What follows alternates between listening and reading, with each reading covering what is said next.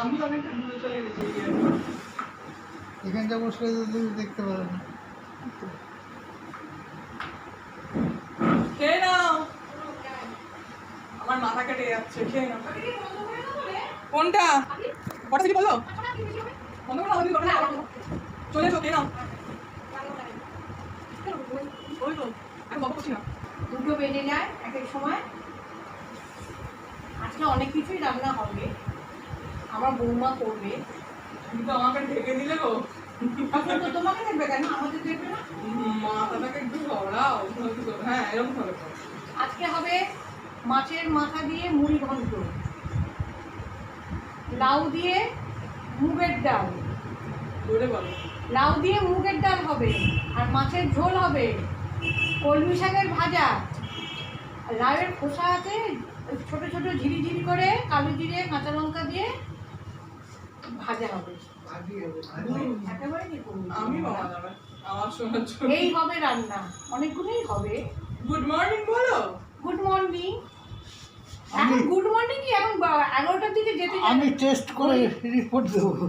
ঘড়ির কাটা 11টা। Good morning বন্ধুরা, তোমাদেরকে আজকের ব্লগে ডেইলি ভিডিওর উইথ অমৃতায় সবাইকে স্বাগত জানাই।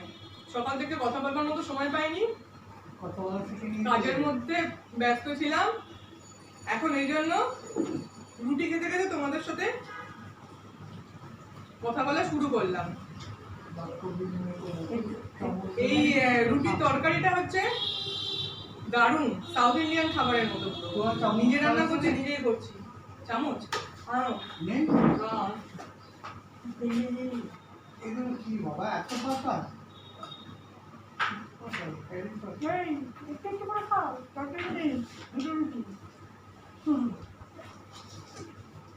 তো যাই হোক, এখন গুড মর্নিং বলা যায় না, 11টা বেজে গেছে, বাজে প্রায়। না বলতে পারে, কোনো অসুবিধা নেই। ন্যাচারাল ব্যাপারে তো বলতেই পারে। তুমি বরঞ্চ একটু কাশলো হয়ে যাচ্ছ, ক্যামেরা অন করলে মনে হচ্ছে যেন ওটা প্রথম একদম বলবো কথা বলবো। কেমন হয়েছে বলো? কি রান্না হবে? তরকারিটা কেমন? দারুণ দারুণ হয়েছে, ঝাল ঝাল টক টক, খুব ভালো হয়েছে। তোমরা এরকম টাইপের তরকারি সকালে জল খাবারের জন্য বাড়িতে আলুটা সেদ্ধ করে নিতে হবে। তারপরে সেদ্ধ হয়ে গেলে পিস পিস করে কেটে, যেরকম আলু চচ্চড়ি পিস পিস করে কাটা হয় সেটা কাটা হবে। কাঁচা লঙ্কা দিয়ে তারপর কড়াটা বসালাম গ্যাসের ওপরে, সর্ষেটা ফোড়ন দিতে হবে। তেলটা তখন দেওয়া যাবে না, কারণ সর্ষেটা ফাটবে। তারপর যেই একটু সর্ষেটা হয়ে যাবে, তারপর তেলটা দিতে হবে। দিয়ে তার মধ্যে কারি পাতা, কাঁচা লঙ্কা, টমেটো একটু নেড়ে চেড়ে তারপর আলুটা দিয়ে দিতে হবে। তারপর তুমি যদি মিষ্টি খাও সেটা আলাদা ব্যাপার, একটু মিষ্টি দিতে পারো, একটু লেবু টক টক লাগবে, একটু নাড়াচাড়া করে ওইটা রুটি দিয়ে দুর্দান্ত লাগে খেতে।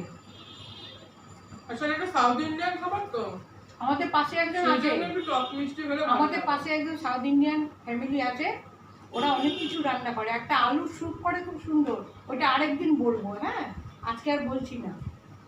এখনো দুপুরে রান্না তো কোনো তোড়জোড় শুরু হয়নি। দুপুরে আজকে হবে মোটামুটি যেটুকু জানি সেটা হচ্ছে মুড়ি ঘন্ট, আর রাতের জন্য হবে ঘুগনি মটর। মাছের ঝোলটা করা আছে, আর ডাল ফাল হবে। তো তোমাদের সঙ্গে যদি পারি তো মুড়ি ঘন্টার রেসিপিটা আমি শেয়ার করব। ঘুগনিটা বলতে পারছি না এখনই করবো কিনা, কারণ অলরেডি 11টা বেজে গেছে। খেতে খেতে 11টা সাড়ে 11টা হয়ে যাবে মোটামুটি। তারপর রান্না করা দেরি হয়ে যাবে। হ্যাঁ ঘুগনিরও শেয়ার না করতে পারছি মানে অনেকটা বড়। ঘুগনি বলতে তো সবাই জানে হ্যাঁ যদি মনে হয় ওটা আমার তো কি ব্যাপার? করতেছি। এটাই হচ্ছে গিয়ে ব্যাপার তরকারিটা কিন্তু খুব টেস্ট। তরকারিটা খুব টেস্টি হয়, সবার খুব ভালো লাগে, এই জন্য বললাম তোমরাও ট্রাই করতে পারো, দারুণ লাগবে। ওয়েদারটা কেমন চেঞ্জ হয়ে গেছে। পেঁয়াজ কাঁচা লঙ্কা একটু কারি পাতা কারি পাতা সর্ষে ফোড়ন।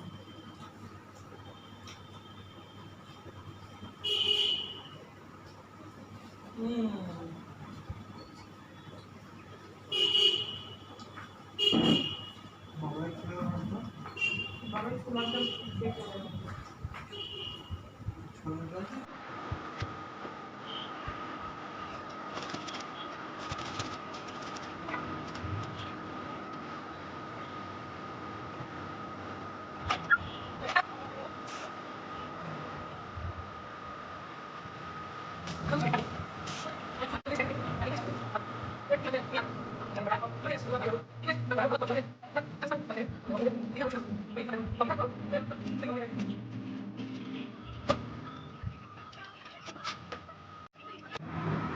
তো চলো আমি চলে এসেছি, বলেছিলাম মুড়িঘণ্টের রেসিপিটা তোমাদের সঙ্গে শেয়ার করবো বলে। তো সময় যেহেতু কম সেই জন্য আমি মাছের মাথাটা আগে থেকে ভেজে রেখেছি, আর এইদিকে আলু সেদ্ধ করে রাখা হয়ে গেছে। এদিকে গোবিন্দভোগ চালকে আমি ঘি দিয়ে মাখিয়ে রেখেছি, ঠিক আছে। এবারে আমি কড়াইতে তেল দেব, সর্ষের তেলেই ভালো হবে এটা, তাই জন্য সর্ষের তেল দিলাম এর মধ্যে, ঠিক আছে। সর্ষের তেল দেওয়ার পর এর মধ্যে দেব একটু জিরে ফোড়ন। আমার মাথাটা একটু কেটে যাচ্ছে, যা হোক। হ্যাঁ তুমি করো। জিরে ফোড়ন দিলাম,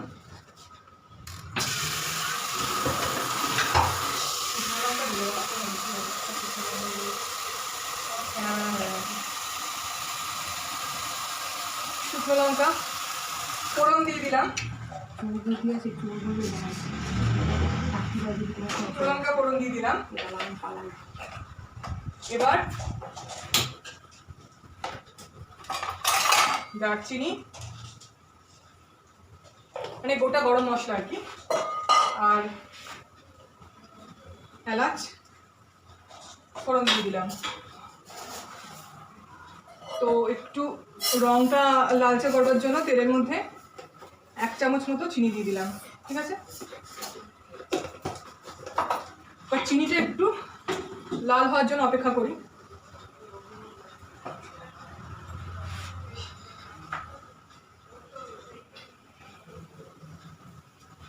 চিনিটা যখন মোটামুটি একটু লাল হবে তখন এর মধ্যে চালটা দিয়ে দেবো, পরে শেষ হয়ে যাবার পর এবারে আমি এর মধ্যে চালটা দিয়ে দিচ্ছি।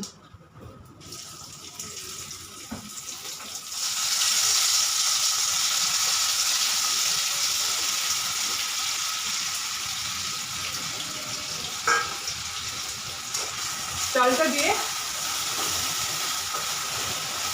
একটু নাড়াচাড়া করে নেব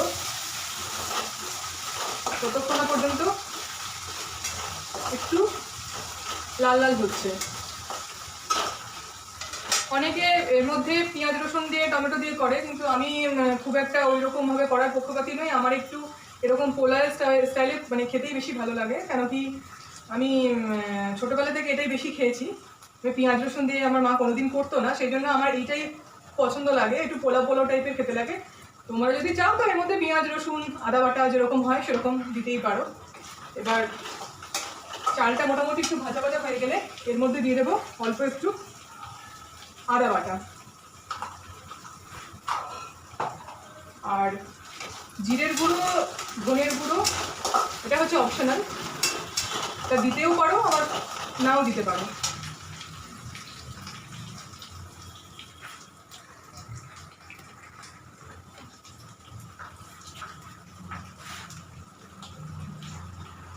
এর মধ্যে দিয়ে দেবো হলুদের গুঁড়ো,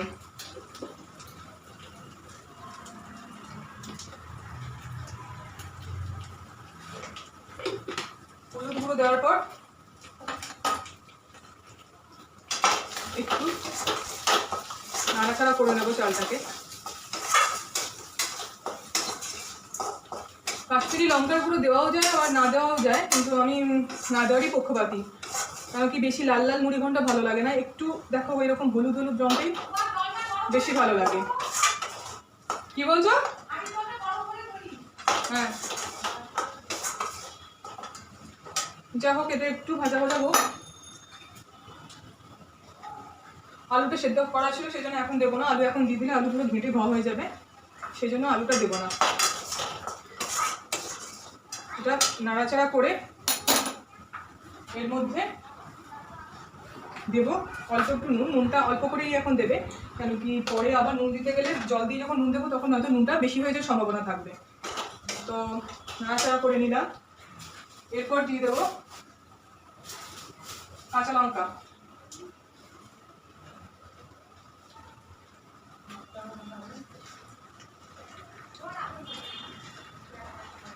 এবার কাঁচা লঙ্কাটা হচ্ছে তোমাদের নিজেদের যেমন ঝাল খাও তার উপর নির্ভর করে। আমি যেহেতু একটু বেশি ঝাল খেতে পছন্দ করি সেজন্য আমি একটু বেশি ঝাল যাই পক্ষপাতী।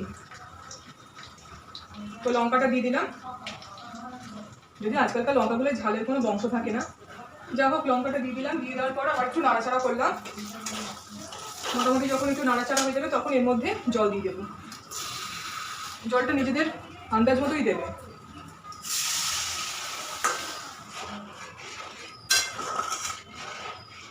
মাপ বুঝে জলটা দেবে।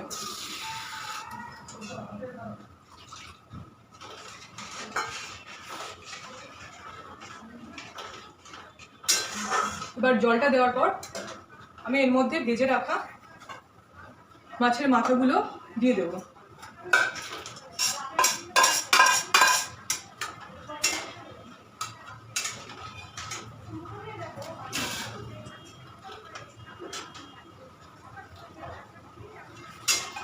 ভেজে রাখা মাছের মাথাগুলো দিয়ে দেওয়ার পর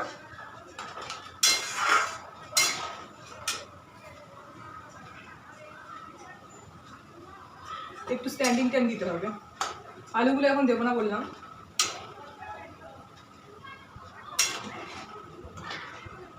আর একটু মিষ্টি দেবো এর মধ্যে, বলেইছিলাম আমি একটু মিষ্টি বেশি পছন্দ করি, সেজন্য অল্প একটু চিনি দিয়ে দিলাম। আর অল্প একটু নুন দিলাম,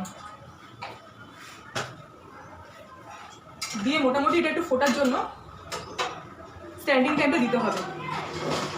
হ্যাঁ, এবার এটাকে চাপা দিয়ে আমি কিছুক্ষণের জন্য রেখে দিলাম। যতক্ষণ না এটা সেদ্ধ হচ্ছে ততক্ষণ এটাকে সময় দিতে হবে, কেন কি এখন যদি আলু দিয়ে দিই তাহলে আলুগুলো বললাম একদম পুরো গলে যাবে।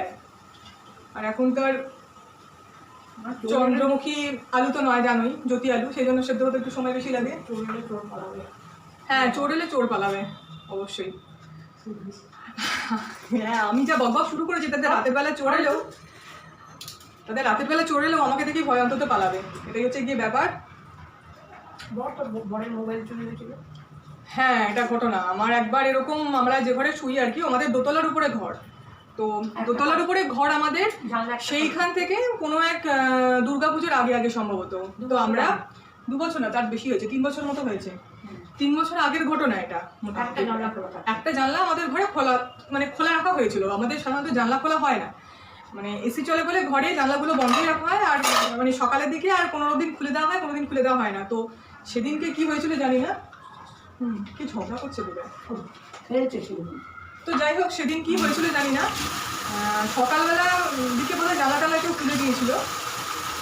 ঘুম থেকে উঠে আমার হাজব্যান্ড দেখে যে মোবাইলটা নেই, মানে তো নেই, মানে কোথাও নেই, এমন অবস্থা। মানে বেশি দিন কেনাও ছিল না মোবাইলটা, কোথায় বড় জোরে 1 বছরও হয়নি কিনেছিল। সকালবেলা ঘুম থেকে উঠে দেখে মোবাইল হাওয়া। আমাদের ঘরটা এমন জায়গায় যেখান থেকে উপরে উঠে কোনো কিছু নিয়ে চুরি করা মানে বিশাল বড় প্ল্যান ছাড়া মাথায় সম্ভব নয় এটা, কেন কি পেছন দিকে প্রচুর ড্রেন ফ্রেন রয়েছে, তো উঠতে গেলে হয় ওকে পাইপ বেয়ে উঠতে হবে, আর নয়তো কী করে উঠেছে জানি না। আমার মনে হয় আমরা তো আন্দাজ করেছিলাম যে ওটা হয়তো আগে থেকে এসে কেউ দেখে গেছে পরিস্থিতিগুলো, যে কোথায় কি রাখা আছে না রাখা আছে, ওটা আগে থেকে দেখে শুনে নিয়ে বুঝে তারপরে চুরিটা করেছিল আর কি। কীভাবে উঠেছিল সেটা এখনো আমরা উদ্ধার করতে, কীভাবে উঠেছিল সত্যি এখনো পর্যন্ত বোঝা যায়নি যে কীভাবে সত্যি সত্যি উঠেছিল। কিন্তু উঠেছিল, চুরি হয়েছিল, এটাই হচ্ছে মস্ত বড় কথা।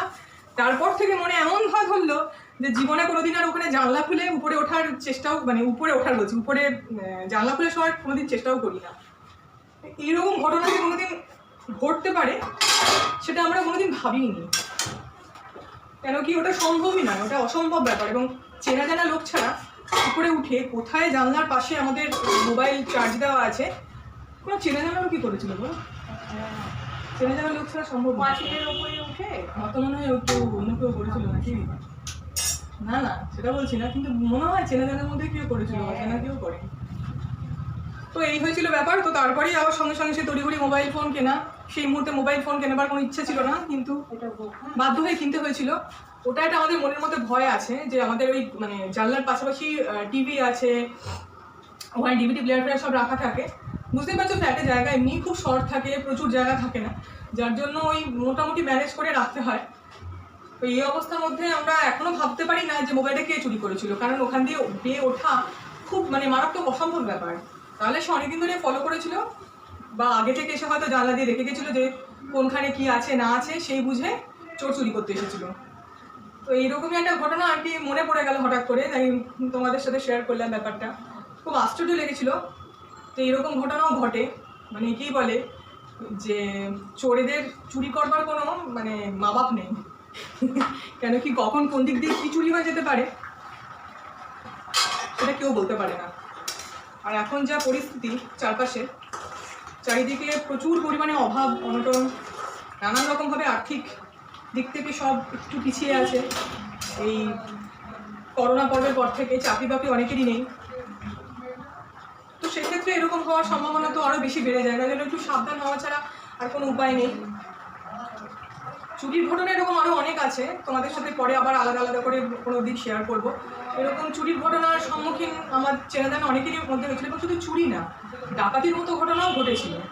হ্যাঁ, সেটা একদিন অন্যদিন তোমাদের সঙ্গে শেয়ার করবো কী হয়েছিল না হয়েছিল।